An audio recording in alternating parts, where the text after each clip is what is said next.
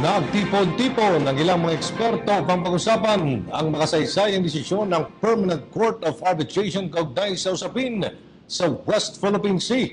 Nanindigan naman ng ilang mga eksperto na hindi maaari ang joint sharing sa loob ng Exclusive Economic Zone ng Pilipinas.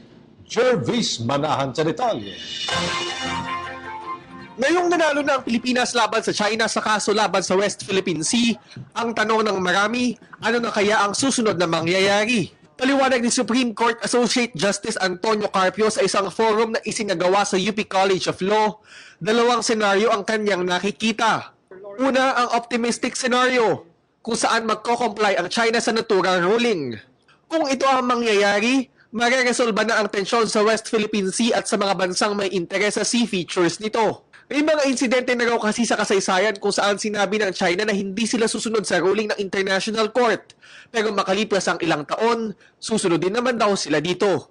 Ikalawa naman ang realistic scenario, kung saan hindi susunod ang China sa desisyon ng Permanent Court of Arbitration.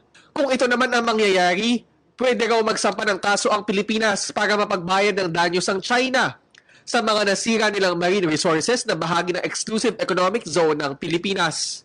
Dagdag pa ni Carpio, hindi pwedeng maging resort ng Pilipinas ang joint development sa mga dagat na bahagi ng ating Exclusive Economic Zone dahil labag ito sa ating batas. Ang Exclusive Economic Zone o EEZ ay ang mga tubig na nakapaloob sa 200 nautical miles mula sa mga baybayin ng islang opisyal na bahagi ng Pilipinas. Maituturing na isla ang isang sea feature kung may kakayahan itong bumuhay ng mga tao. Kung hindi naman, isa lang ito rock o low tide elevation. Base sa ruling, ang Scarborough ay tinuturing na rock at hindi isla dahil wala itong kapasidad na tirahan ng mga tao. Kaya limitado ang territorial sea nito sa 12 nautical miles.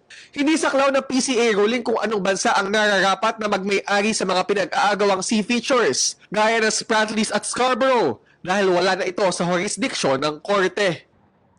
Paglilinaw ni Justice Carpio, maaari pa rin mangisda ang China at iba pang bansang may historic claims sa common fishing grounds ng Scarborough Shoal. Pero limitado sila sa 12 nautical miles mula dito. Any point paglagpas niyan ay bahagi na ng Exclusive Economic Zone ng Pilipinas kung saan tanging mga Pinoy lang ang pwedeng mangisda. What that means is that our fishermen should go there not because China allowed us to fish, but because it is a matter of right for our Philippine fishermen to fish.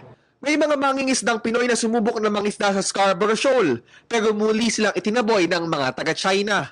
Paliwanag ni Ben Surto, hindi kasi kinikilala ng China ang desisyon kaya hindi nagbababa ng order ang Chinese government sa kanilang mga tauhan na nakaistasyon sa dagat. Pero pagtitiyak ni Solicitor General Jose Calida, magiging diplomatiko pa rin ang Pilipinas sa pakikipag-ugnayan sa China.